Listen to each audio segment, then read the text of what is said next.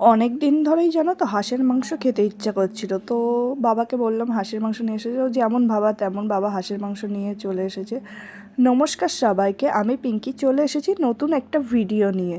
তো আমিও এই হাঁসের মাংসটা জানো ফার্স্ট টাইম খেলাম, কিন্তু ওই যে ইচ্ছা করছিল প্রায় অনেক দিন ধরে যে হাঁসের মাংস খেতে কেমন হয়। তো এটা হোলির দিনই করা হয়েছিল, মানে গতকালকের এটা ভিডিওটা। তো গতকাল আর করা হয়নি ভিডিওটা। তো হাঁসের মাংসটা ভালো করে মানে পরিষ্কার করে নেওয়া হয়েছে। তারপরে আমার মা পেঁয়াজ রসুন আদা এগুলো ছাড়াচ্ছিল, তো মা এগুলো ভালোভাবেই কাটছিল। আর হাঁসের মাংসটা কী বলতো, এত চিটচিট মানে খুবই শক্ত।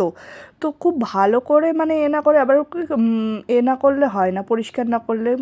দোকান থেকে নিয়ে এসেছি যদিও বা খুব সুন্দর করে পরিষ্কার করে, কিন্তু তারপরেও খুব ভালো করে করতে হয়েছে। তো তারপরে মা আর ডুমো করে আলু কেটে আলুগুলো ভাজছিল। আর আজকে এই রান্নাটা টোটালি আমি করিনি, আমার মাই করেছে। তো আলুগুলো কেটে মা আলু ভাজছিল খুব সুন্দর করে। তো আমি মাকে আজকে শুধু হেল্প করে দিয়েছি করার জন্যে। আর তারপরে মা সুন্দর করে পেঁয়াজ কুচিয়ে নিয়েছে, সেগুলোকে আবার ব্লেন্ডারে ঘষে তারপরে হচ্ছে মশলাপাতিগুলো দিয়ে ভাজছে, দারচিনি তারপরে এলাচ লবঙ্গ যেগুলো দিয়ে করা হয়। তো সব কিছু দিয়ে ভালো করে মশলাটা। আচ্ছা, জিজ্ঞাসাই করেন তোমাদেরও কার কার হাঁসের মাংস খেতে ভালো লাগে, আমাকে কমেন্ট করে জানাও। আর কে কোথা থেকে আমার এই ভিডিওটা দেখছো বলো। আমার ভিডিও যদি তোমাদের ভালো লাগে তো আমাকে বলবে, নাহলে আমি বুঝতেও পারি না।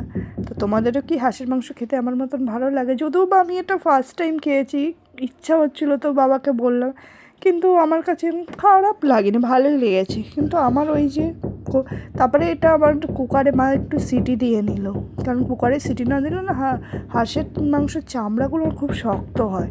তো কুকারে সিটি দিয়ে দেখো মাংসটা মোটামুটি বেশ ভালোই মানে সিটিতে সেদ্ধ হয়ে গেছে। তো তারপরে আবার মা সুন্দর করে মাংসটাকে আবার কষালো। দেন কড়াইতে তোমাদের তো জিজ্ঞাসা করাই হলো না, তোমাদের কার কার হোলি এবং দোল পূর্ণিমা দুটো দিন কেমন কাটলো। তো তোমাদেরকে সবাই হোলিরও শুভেচ্ছা এবং দোল পূর্ণিমারও শুভেচ্ছা। তো আমি না এবছর তেমন রং খেলিনি, তোমরা তো জানো আমি খেলিনি, আমার শরীরটাও অত ভালো ছিল না। তো সেই জন্য আমি এবছর আর রং খেলি না। রং আমি খুব একটা খেলি না, কারণ আমার ওই রং খেলে ওই যে তুলতে হয় ওটা ভীষণ, আর এখন আজকালকার রং একদমই ভালো না। তো মা দেখো মাংসটা খুব সুন্দর করে কষাচ্ছে। আমার তো মানে কষানো দেখেই মানে আমার খেতে ইচ্ছা করছিল। সে মাকে বললাম যে কষানো হয়ে গেলে আমাকে একটু দিয়ে দিও।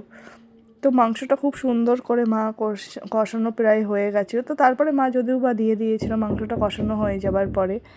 তো তোমাদেরও কি তোমাদের হোলি এবং দোলটা কেমন লাগলো? আমার তো তাও দেখো হোলি আর না খেলেও আমার মনে হচ্ছে ঠান্ডা লেগে গেছে। মানে এমন একটা ওয়েদার, কি বলবো, বসন্তকাল না শরৎকাল না বর্ষাকাল, কিছুই মানে বোঝা যাচ্ছে না, কখনো খুব গরম লাগছে কখনো। তো দেখো মাংসটা ফুটছে। তো তারপরে আমার মা বাটা জিনিস খুব পছন্দ করে, তো তারপরে গরম মশলাটা বেড়ে এই যে দেন এরকম খুব সুন্দর কালার হয়েছে। তো খেতে তো দারুণই হয়েছিল।